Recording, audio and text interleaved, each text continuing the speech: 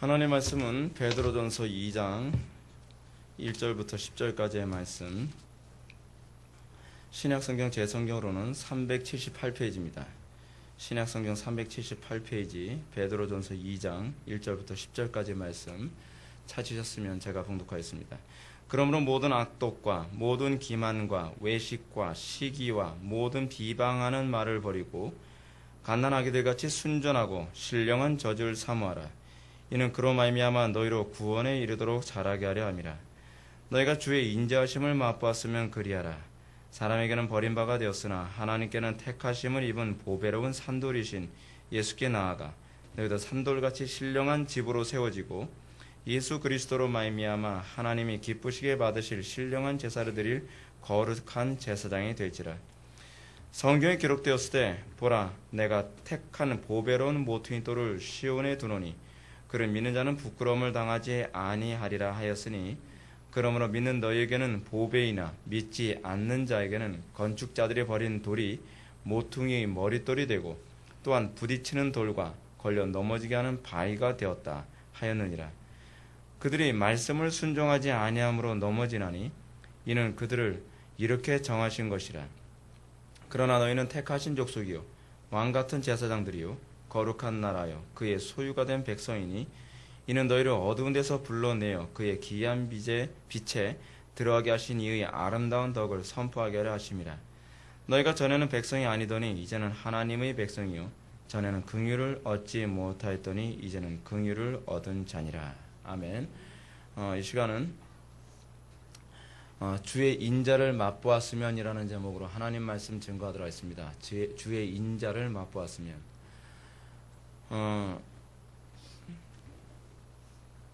하나님께서 사람을 강팍하게 하시는, 하나님이 사람을 강팍하게 하신다라는 이 표현이 무슨 표현이냐면 하나님께서 심판하시는 방식을 얘기하는 겁니다. 우리는 하나님께서 심판을 하실 때에 심판을 단순히 천벌을 내리거나 무슨 재산상의 손해를 보게 한다거나 교통사고를 내게 한다거나 그렇지 않으면은 어려운 일을 당하게 하는 그런 것이 하나님의 심판이라고 생각합니다. 그게 아니에요. 오히려 그런 유형은 어떤 유형이냐면 하나님께서 자녀처럼 자녀들을 징계하는 방식으로 주로 나타나는 겁니다. 심판은 주로 어떤 식으로 나타나냐면 멸망에 초점이 맞춰져 있습니다. 여러분, 부모가 자녀들을 채찍질할 때 죽으라고 채찍질하지 않죠. 채찍질하는 이유가 뭐예요? 깨닫게 하기 위해서입니다. 죄에서 돌이키게 하기 위해서입니다. 하나님의 형상을 닮게 하기 위해서입니다. 그러나 이 죄인들의 심판은 그런 식으로 일어나지 않고요. 그들이 원하는 대로 모든 것이 형통하게 다 이루어지는 것 같다가 어느 날 갑자기 그 멸망이 도적같이 임하면서 피할 수 없도록 완전히 한순간에 쑥대밭되는 것이 멸망과 심판의 전형적인 특징입니다. 하나님께서 그래서요, 이 사람들을 심판하시고 그 심판하시는 전형적인 방법이 무엇이냐면 경고에 대하여 강팍하게 하거나 무뎌지게 하는 겁니다. 여러분들 정말 제일 두려워되는 게 뭔지 아십니까? 여러분들 정말 명심하십시오. 하나님의 말씀에 대한 감각이 없는 것이 심판입니다. 어떤 경고도 듣질 않아요. 자기가 변화되지 않고 하나님의 말씀에 순종하지 않는다 할지라도 편안한 마음으로 1년 365일을 살아간다는 것은 그 편안함은 그거는 복이 아니라 심판이에요. 여러분들이 가장 두려워야 될 것은 내가 하나님의 말씀을 듣는데 내 삶이 변화되지 않는 것, 하나님의 말씀을 듣는데 나의 마음이 움직이지 않는 것, 강팍해지는 것, 또는 강팍함보다 더 심각한 것이 뭐냐면 무감각한 거예요. 여러분, 근데 이 개념이 다 어디서 나오는 개념이냐? 구약에 다 나오는 개념이고 예수님께서 마태복음 13장에서도 씨 뿌리는 비유와 관련해서 이 부분이 언급됐던 거예요. 물론 이사야서의 말씀을 인용해서 언급하셨죠. 그럼 어떻게 하나님께서 사람의 마음을 강팍하게 하시느냐? 첫 번째로 하나님께서는 이 하나님의 영을, 그 하나님의 영이 강력한 영향력을 철수시킨 그런 방식으로 하나님께서는 심판하십니다. 여러분, 이사야서 6장 9절부터 12절 말씀 한번 보실까요? 이따가 다시 한번 살펴볼 부분인데 이사야서 6장 여러분들 그래서 하나님의 말씀에 대한 감각, 입맛이 없어지는 걸 굉장히 두려워하셔야만 합니다. 선지자의 소명이요, 어떤 것이냐 하면 잘 보시기 바랍니다. 이사야서 6장 9절부터 보시겠습니다. 여호와께서 이르시되 가서 이 백성에게 이르기를, 먼저 8절부터 봅시다. 내가 또 주의 목소리를 들으니 주께서 이르시되 내가 누구를 보내며 누가 우리를 위하여 갈고 하시니 그때에 내가 이르되 내가 여기 있나이다 나를 보내소서 하였더니, 이거 누가 하는 얘기죠? 선지자 이사야가 하는 얘기죠. 내가 주님의 말씀을 대언하겠나이다 라고 얘기하는 거예요. 그러니까 9절에서 여호와께서 이르시되 가서 이 백성에게 이르기를 너희가 듣기는 들어도 깨닫지 못할 것이요 보기는 보아도 알지 못하리라 하여 이 백성의 마음을 둔하게 하며, 지금 이사야가 받은 소명이 뭐예요? 각성케 하는 게 아니에요. 이사야의 소명은 뭐예요? 마음을 둔하게 하는 거예요. 하나님의 말씀을 전함으로 말미암아 듣기는 들어도 깨닫지 못하고 보기는 보아도 알지 못하고 이 백성의 마음을 둔하게 하며 그들의 귀가 막히고 그들의 눈이 감기게 하라. 염려하건대 그들이 눈으로 보고 귀로 듣고 말씀으로 깨닫고 다시는 돌아와 고침을 받을까 하였노라 하시기로, 내가 이르시되 주여 어느 때까지나이까 하였더니 주께서 대답하시되 성읍들은 황폐하여 주민이 없으며 가옥들은 사람이 없고 토지는 황폐하게 되며 여호와께서 사람들을 멀리 옮기셔서 이 땅 가운데 황폐한 곳이 많을 때까지니라. 여러분 이 예언이 성취됐죠? 어느 정도로 강팍해졌어요? 예레미야가 아무리 외쳐도 단 한 명도 회개하는 사람이 없었어요. 그런데 여러분 어느 날 갑자기 이렇게 된 거예요. 이게요. 그 이전에 끊임없이 처음부터 하나님께서 그들의 마음을 강팍하게 하신 건 아니었어요. 그 이전에도 끊임없이 경고했는데 그들이 하나님의 말씀을 무시해버렸어요. 그래서 여러분 성경에 뭐라고 얘기합니까? 너희들의 강팍함, 너희들이 나의 말을 무시하면 그때 너희들이 외쳐도 내가 듣지 아니하리라. 여러분 하나님은요 그렇게 만만한 분이 아니에요. 여러분 하나님의 심판을 받는 사람들의 가장 심각한 문제가 뭔지 아십니까? 자기가 하나님의 진노와 멸망이 떨어질 때까지 하나님을 끝까지 무시하고 끝까지 우습게 여겨요. 어느 정도로요? 그래 까볼 테면 까봐. 완전 이런 식인 거예요. 나 당신 하나도 안 무서워. 그래 살아있으면 당신이 벼락이라 한번 내려보시지. 할 줄도 모르는구만. 이게 하나님을 모독하죠. 그런데 하나님께서는 언제까지 기다렸어요? 그들이 죄가 완전히 쌓일 때까지. 여러분 하나님께서 아브라함을 부르시면서 창세기 15장인가요? 거기서 하나님께서 아브라함에게 예언을 하시죠. 너희 후손들이 이제 430년인가요? 430년 후에 그 가나안 땅에 들어갈 것이다. 근데 그때까지 들어가지 않게 하신 이유가 있죠. 뭐죠? 아직 그들의 죄가 관영하지 않았기 때문에. 그때까지 죄가 쌓일 때까지, 하나님의 진노와 심판이 쌓일 때까지 죄 질 거 다 짓고 그들이 신성모독 할 만큼 다 하도록 하나님께서 방치해 놓는 거예요. 하나님께서 틀림없이 경고 안 하셨다는 게 아니에요. 하나님께서는 불신자들이라도 여러 모양으로 계속 경고하고 깨닫게 하세요. 근데 그들이 깨닫지 않고 각성하지 않으면 어떻게 해요?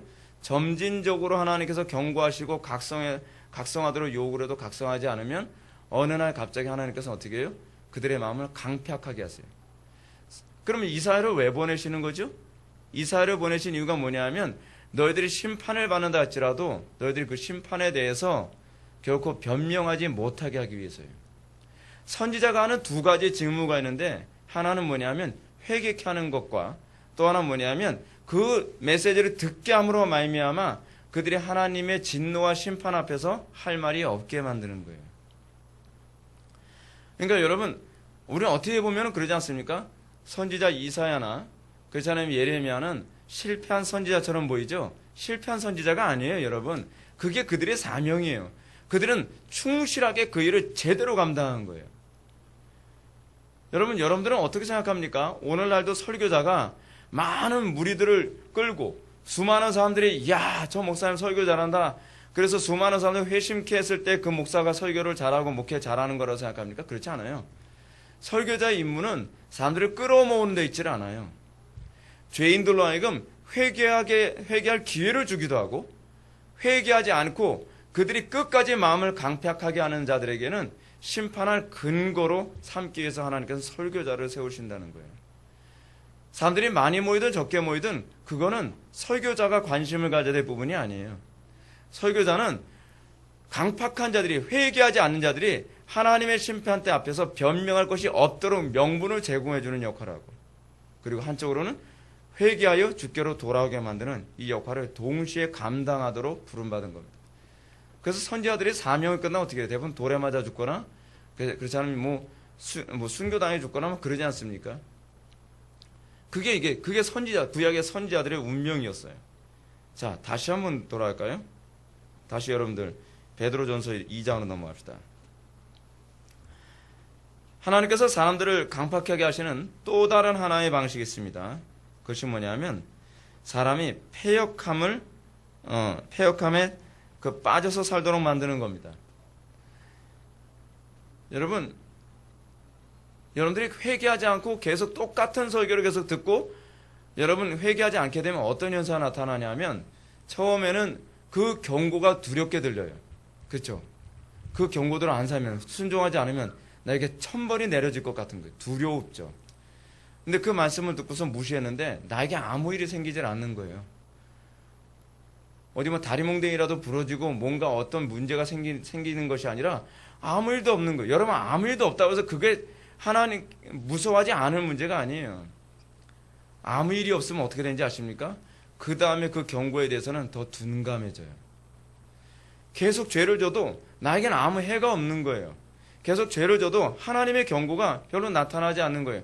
강단에서 설교자가 짜증내는 정도로밖에 들리지 않는 거예요. 처음엔 두렵게 들렸는데 이제는 저거 다 협박이야. 그냥 겁박 정도밖에 되지 않아. 무슨 죄를 진다고 뭐가 어떻게 돼? 난 계속 죄를 짓는데 1년 365일 계속 그렇게 살아도 난 별일 없던데. 마음이 그렇게 강팍해져 하는 거예요.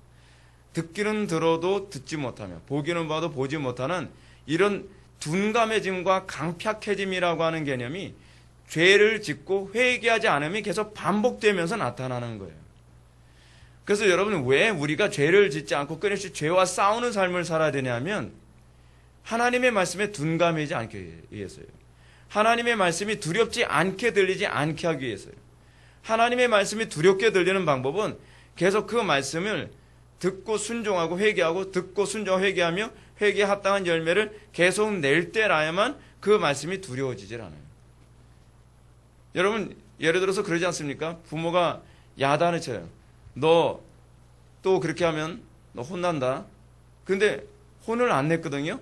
그럼 어떻게 되지, 애들이? 에이, 해도 별일 없구만. 그러다가 너 아주 되게 혼나는 수가 있다. 근데 또 아무 일 없는 거예요? 그게 반복되다 나중에 딱 클라이막스 되면 어떻게 해요? 반 죽도록 맞는 거죠. 이제 비 오는 날 먼지 나게 맞는 거예요.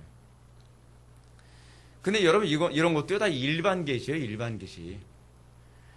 우리가 정말 창조주 하나님께서는 죽이시기도 하시고 살리시기도 하신다, 이 얘기가 여러분 두렵게 느껴집니까? 와 닿습니까? 와 닿아야 돼요. 두려워야 돼요. 근데 우리가 하나님의 말씀을 우습게 여기고 하나님의 경고를 우습게 여기고 회개하라고 아무리 얘기해도 회개하지 않는 삶을 살게 되면 점점 하나님의 말씀이 우습게 들려요. 근데 우습게 들리는 정도로 끝나는 게 아니에요. 어느 정도 현상이 나타나냐? 제가 오늘 본문 전체를 다 이게 설명하기에는 시간이 너무 부족한데, 우리가 6절부터 한번 봅시다. 성경에 기록됐을 때, 보라, 내가 택한 보배로운 모퉁이 돌을 시온에 두노니 그를 믿는 자는 부끄러움을 당하지 아니하리라 하였으니. 모퉁이 돌은 누구 얘기하는 거죠? 메시아를 얘기하는 거죠. 예수님을 얘기하는 겁니다. 근데 이 모퉁이 돌, 이 메시아가 어떤 분이라고 얘기해요? 보배로운 모퉁이 돌이에요. 보배로운. 근데 여러분, 예수님이 보배로운 존재라는 건 어떤 사람만 알 수 있죠? 순종하고 회개한 사람만 보배로움을 알 수 있어요. 여러분, 가치는요, 그걸 누려본 사람만 알아요.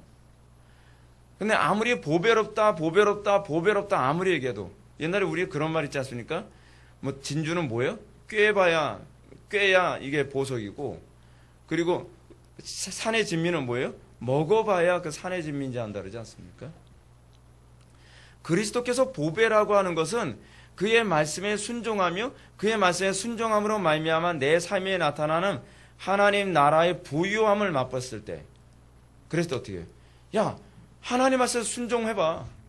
저는 솔직히 얘기해서요, 제가 여러분한테 전에도 이제 말씀드리지만, 제가 하나님의 말씀대로 자녀들을 자녀 교육시키면서, 야, 이거 보배다, 보배. 하나님 말씀대로 순종을 하니까 정말 자녀들을 교육하는 것이 이렇게 재미있고 이렇게 기쁠 수가 없구나라는 걸 제가 많이 느끼거든요. 목회도 그래요. 목회도 힘들지 않은 게 아니에요. 목회하면서 십자가 지고 고난당하고 어려움 당하지만 하나님 말씀대로 목회를 하니까 이것이 보배더라고요. 정말 여러분, 한국교회가 지금 아수라장이고 쑥대밭이고 뭐 난리도 아닌데 많은 사람들이 우리 교회에 와서 뭐라 얘기합니까? 어떻게 이런 예배가 가능하지? 어떻게 아이들이 이렇게 예배를 드릴 수 있지? 사람들이 다 놀라는 분들이 많아요. 총신대학교 교수님도 우리 교회 와서 깜짝 놀라잖아요. 세상에 이런 교회를 내가 꿈꿨던 교회가 이렇게 했다네. 여러분들은 꿈꿨던 교회라고 생각할지 모르지만 저는 제가 꿈꿨던 교회가 현실화된 거예요. 아직 많이 부족하지만. 근데 여러분, 누가 정말 그리스도의 말씀의 보배라는 걸 느껴요? 순종해서 열매를 맺어본 사람 말이에요. 말씀대로 살면 이렇게 좋은데, 말씀대로 살면 어렵지 않은 게 아니라 어렵지만 고통스럽지만 괴롭지만 많은 장애가 있지만 그 핍박이 있지만 하나님의 말씀으로 살았을 때 하나님의 은혜가 부여해 주시는 그 은혜의 부여함은 세상에 그 어떤 것과도 비교할 수가 없어 라고 우리는 고백할 수 있죠. 근데 하나님의 말씀에 순종하지 않은 사람들 어떻게 하죠? 어떤 현상이 나타나면 7절 보시겠습니다. 그러므로 믿는 너에게는 그리스도가 뭐예요? 모퉁이 돌이 보배지만, 먼저 이 모퉁이 돌을 좀 설명해 드려야 되겠어요? 모퉁이 돌이 뭐냐? 모퉁이 돌이 헬라어로 아크로고니아라고 하는 단어를 사용하는데, 아크로고니아라고 하는 이 모퉁이 돌은 뭘 얘기하는 거냐면 벽과 벽을 잇는 건물의 기초를 얘기하는 거예요. 아크로고니아가 없으면 건물이 세워지질 않아요. 이게 없으면 건물이 벽과 벽이 연결이 안 되는 거예요. 그게 아크로고니아예요. 그러니까 여러분, 벽도 중요하지만 뭐가 진짜 보석이에요? 아크로고니아, 이 모퉁이 돌이 보석이에요. 모퉁이 돌이 없으면 건물 자체가 안 되는 거예요. 그럼 7절 보면, 그러므로 믿는 너에게는 보배이나, 보석이란 얘기죠. 보석이란 얘기예요. 누가요? 그리스도가. 그러나 믿지 아니하는 자에게는 건축자들이 버린 돌에 불과하다는 거예요. 여러분들, 예수님의 말씀이 어떻게 느껴집니까? 보석입니까? 생명입니까? 아니면 건축자들이 버린 돌처럼 별 가치 없는, 별로 쓸모없는 그런 것으로 여겨집니까? 문제는요, 말씀에 대한 감각이라니까요. 하나님의 말씀이 보석처럼 생명처럼 여겨지는 자가 정말 복된 사람인 것을 믿으시기 바랍니다. 구약도 그렇지만 신약에서도 가장 많이 강조하는 것이 무엇이냐면 하나님의 백성됨을 규정하는 가장 중요한 시금석은 말씀의 그 가치를 아느냐에 관한 문제예요. 말씀이 생명처럼 여겨지느냐에 관한 문제예요. 하나님의 말씀이 정말 신적 권위로 준엄하게 들리느냐에 관한 문제예요. 데살로니가전서를 한번 봅시다. 데살로니가전서 1장.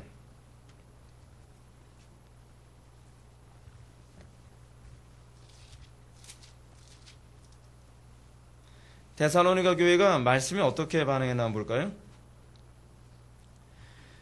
1장 5절. 이는 우리 복음이 너에게 말로만 이룬 것이 아니라 또한 능력과 성령의 큰 확신으로 된 것이다. 또 6절.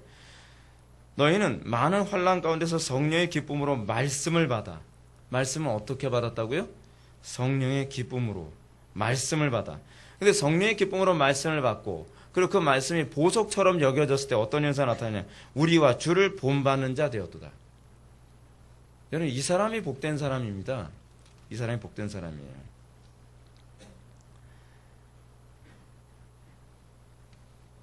다시 우리가 본문으로 돌아갈까요? 하나님의 말씀의 보석됨을 알지 못하는 사람들은, 그들은 건축자들이 버린 돌처럼 여깁니다. 그러면서 8절을 보면 또한 그들은 단순히 버린 돌 정도가 아니라 부딪히는 돌과 걸려 넘어지게 하는 바위가 되었다라고 얘기합니다. 여러분, 교회 안엔 두 종류의 사람이 있습니다. 하나님의 말씀을 듣고 그것이 생명으로 여겨지며 그것이 보속이라고 여겨지는 사람들이 있습니다. 여러분, 왜 좋은 말씀을 찾아 돌아다니죠? 좋은 말씀이라는 표현이 적절한 표현은 아닌 것 같습니다. 성경적으로 바른 말씀 우리가 왜 찾아 돌아다니죠? 어떤 분이 이런 얘기합니다. 굳이 그렇게 먼 교회를 다닐 필요가 있습니까? 라고 질문을 던지는 사람이 있어요. 그럴 때 저는 이렇게 대답한다 그러죠. 그러면 뭐하러 좋은 대학을 위해서 유학을 갑니까? 라고 제가 질문합니다. 여러분, 서울대학교 나왔다고 해서 그것이 생명이 됩니까? 천국 갑니까? 하버드 대학 갔다고 해서 여러분 생명이 연장됩니까? 지옥에 안 가요? 그렇지도 않잖아요. 그런데도 사람들은 어떻게 해요? 그 갖은 고생을 해가면서 지방에 있는 사람들도 서울에 있는 서울대학을 다 가겠다고 그 고생을 해요. 그것도 부족해서 어디래요? 제가 그 교환학생으로 그 미국에 와서 공부했던 제 친구 하나 있는데 그 친구하고 얘기를 하다 보니까 그 친구 하는 얘기가 한 달 생활비로 1,000만 원을 쓴대요. 뭐 등록비 같은 거 뭐 다 포함해서 그런지 어떤지 모르겠지만. 근데 외국에 가서 그렇게 공부를 해요. 미국 가서요. 뭐하러요? 여러분, 거기 가서 공부하면 여러분 천국 갑니까? 영생을 소유합니까? 아니잖아요. 그런데 왜 우리는 우리에게 생명이 되는 보석과 같은 말씀을 듣기 위해서 먼 데서 오는 게 왜 이상하게 여겨지죠? 제가 중국교회에 관해서 말씀드렸죠. 중국교회에서 어느 날 한국인 목사님이, 유명한 목사님인지 모르겠어요. 하여간 그 목사님이 중국의 어느 성에서 설교를 하러 온다 그랬더니 그 소문이 퍼져가지고 다른 성에 있는 사람이 그 교회에 와서, 그 지하교회에 와서 그 설교 한번, 한국인 목사님 설교 듣겠다고 뭐예요? 자전거 타고 한 달 동안 왔대. 이쪽 성에서 저쪽 성으로요. 중국하고 우리나라하고는요, 이 개념이 달라요. 땅덩어리 원체크니까. 그러니까 그 사람들은 뭐라 그래요? 목사님이 한 3시간 설교하고 좀 쉬어야 되겠습니다. 그러면 막 너무하다 그런 거죠. 정말 너무합니다. 뭐가 너무하다는 거죠? 제가 너무 길었나요? 그게 너무 짧았다는 거예요. 목사님, 제가 어떻게 온지 아십니까? 어떻게 오셨는데요? 한 달 동안, 여러분 말이 한 달이지 숙식을 생각해 보십시오. 그게 보통 일입니까? 한 달 동안 자전거 타고 여기 와서 목사님 설교 듣겠다고 왔는데 3시간 설교하고 끝내시겠다고요? 그 양심이 없는 거죠. 왜 그렇죠? 하나님의 말씀이 그들에게 생명이요 보속이라는 걸 알기 때문에 그래요. 가치예요. 가치. 우리의 신앙의 선배들이 이 가치 때문에 목숨을 걸었어요. 그런데 어떤 사람은 그 말씀이, 그 생명의 말씀이 보속이라는 걸 몰라요. 어떻게 생각하죠? 부딪히는 돌과 걸려 넘어지게 하는 바위. 이게 재밌는 표현이죠. 아까는 버린 돌이라고 얘기하는데 지금은 바위라고 표현해요. 걸려 넘어지는 바위. 그만큼 이게 부담감이 된다는 거예요. 하나님의 말씀 순종하라고 하는 것이 대단한 부담감이 된다는 거예요. 하나님의 말씀대로 사는 것이 우리의 기쁨이 되어야 되는데 하나님의 말씀대로 살라고 얘기하는 것이 부담이고, 그리고 이렇게 얘기하죠. 나 실족했어요. 근데 예수님이 뭐라 그러시죠? 나로 인하여 실족지 않은 자가 복이 있도다. 어떤 사람이 복이 있는 사람이죠? 하나님의 말씀 때문에 그것이 걸리는 돌과 부딪히는 돌과 걸려 넘어지게 하는 바위로 여겨지지 않는 자가 복이 있다는 겁니다. 하나님의 말씀이, 예수님의 그 십자가의 말씀이, 자기 부인의 말씀이 뭐로 여겨지는 사람에게 복이 있는 거예요? 보석으로 여겨지는 사람, 보배로 여겨지는 사람, 생명으로 여겨지는 사람, 그 사람에게 정말 복이 있다는 것을 믿으시기 바랍니다. 그러므로 그렇기 때문에 그 다음에 나온 얘기가 이겁니다. 그들이 말씀을 순종하지 아니함으로 넘어지나니 이는 그들을 그렇게 정하신 것이라. 이게 뭘 얘기하는지 아세요? 아까 우리가 살펴봤던 이사야서 6장 9절부터 12절의 말씀이에요. 하나님의 말씀 때문에 넘어지도록 정해졌다는 거예요. 정해졌다는 얘기가 좀 이상하게 들리죠. 심판으로 이 말씀이 선포됐다는 얘기예요. 심판으로요. 많은 사람들이 이사야서의 말씀을 보면서 그들이 보기는 보아도 듣지 못하며, 듣기는 들어도 보기는 보아도 보지 못하고 듣기는 들어도 듣지 못하게 하려 함이라고 하는, 아니 왜 듣지도 못하게 하시죠? 왜 보지도 못하게 하시죠? 하나님이 왜 그걸 못하게 하시죠? 라고 하는데 그 이유가 뭐예요? 심판이기 때문에 그런 거예요. 심판이기 때문에. 이사야서 본문의 관점에서 보면 그건 하나님이 그 선포가 그들을 구원하기 위한 선포가 아니라, 그들을 회개케 하기 위한 선포가 아니라 어떤 선포예요? 그들에게는요, 심판하기 위한 거예요. 하나님을 꾸준히 지속적으로 모욕하고 하나님의 말씀을 지속적으로 짓밟고 모욕한 사람들이 받게 되어지는 심판으로서 선포된 거예요. 하나님의 말씀을 들을 때에 여러분들에게 그 말씀이 부딪히는 돌과 걸려 넘어지게 하는 바위로 여겨집니까? 아니면 그것이 여러분들에게 보석이요 축복이요 생명으로 여겨집니까? 어떤 사람이 복된 사람이에요? 말씀이 꿀처럼 날아지는 게 이게 복이에요. 그래서 요한계시록에서 뭐라 얘기하냐면 이 생명의 말씀을 받아 먹으라 했더니 사도 요한이 하나님의 그 말씀을 두루마기를 받아 먹었더니 어떻게 됐다 그래요? 입에는 달고 속에서는 쓰더라. 그게 말씀의 특징이에요. 그게 성도의 특징이에요. 성도는 하나님의 말씀이 생명처럼 여겨져요. 보배처럼 여겨져요. 그리고 그것이 꿀송이처럼 다에게 느껴져요. 근데 문제가 뭐죠? 그것을 순종하게 되다 보니까 어떻게 해요? 속에서는 써지는 거죠. 그것 때문에 고난이 오는 거죠. 그것 때문에 십자가가 있는 것이죠. 여러분들 분명히 기억하셔야 될 것이 있습니다. 여러분들 하나님의 말씀이 일평생 여러분들에게 어떤 말씀도 여러분들에게 부딪히는 돌과 걸려 넘어지게 하는 바위로 들리지 않기를 바랍니다. 하나님의 말씀이 일평생 여러분들에게 달콤한 말씀으로 들려지길 바랍니다. 어떤 이유에서건 간에 하나님의 말씀이 여러분들에게 거슬려지고 듣기 싫어지고 그리고 하나님의 말씀 들으면 이거 졸리고 지루하고 그리고 아예 들려지지 않으면 그 사람은요 어떻게 해결할 수가 없어요. 왜냐하면 베드로가 언급한 것처럼요 우리가 구원받은 것이 1장 23절 말씀이죠. 너희가 거듭난 것은 썩어질 씨로 된 것이 아니요 썩지 아니할 씨로 된 것이니 살아있고 항상 있는 하나님의 말씀으로 되었느니라. 우리가 거듭나고 우리가 생명 안에 들어가는 건 말씀으로만 되는 거예요. 근데 말씀이 귀에 안 들어오는데 말씀이 수용이 안 되는데 말씀이 자기가 걸림돌이 되는데 그가 어떻게 구원을 받을 수 있겠습니까? 말씀이 들려야 될 게 아니에요. 말씀이 들어와야 될 게 아니에요. 근데 말씀에 관심이 없어요. 오늘은 한국교회 문제가 뭔지 아십니까? 말씀에 관심이 없다는 거예요. 좋은 말씀? 도대체 좋은 말씀이라는 게 뭘까요? 자기 귀에 닿는 말씀인가요? 내 생각에 맞는 말씀인가요? 또는 내 자존심을 즐겁게 해주는 말씀인가요? 아니에요. 회개케 하고 하나님께 더 가까이 나가게 하고 나를 더 겸손하게 만들고 그래서 나로 하여금 또 하나님의 형상에 참여하게 되는 것, 그것이 정말 말씀을 사모한다 하는 자에게 나타나는 특징인 걸 믿으시기 바랍니다. 그러므로 9절과 10절이 아주 재미있는 표현입니다. 그러나 너희는 택하신 족속이요 왕같은 제사장들이요 거룩한 나라요 그의 소유가 된 백성이니 이는 너희를 어두운 데서 불러내어 그의 기이한 빛에 들어가게 하시니 아름다운 덕을 선포하게 하라 하심이라. 너희가 전에는 백성이더니 이제는 하나님의 백성이요 전에는 긍휼을 얻지 못하더니 이제는 긍휼을 얻은 자니라. 9절과 10절이 얘기하는 바가 무슨 얘기냐면 하나님의 말씀이 보배로 여겨진 자들에게 나타나는 특징을 얘기했어요. 말씀 때문에 그들은 택하신 족속이 됐어요. 택하신 족속이라는 얘기가 무슨 얘기냐면 혈통이 같은 자들이라는 거예요. 누가 혈통이 같은 자들인 거죠? 아브라함의 자손이라는 거예요. 그리고 그 말씀 때문에 왕 같은 제사장들이 되죠.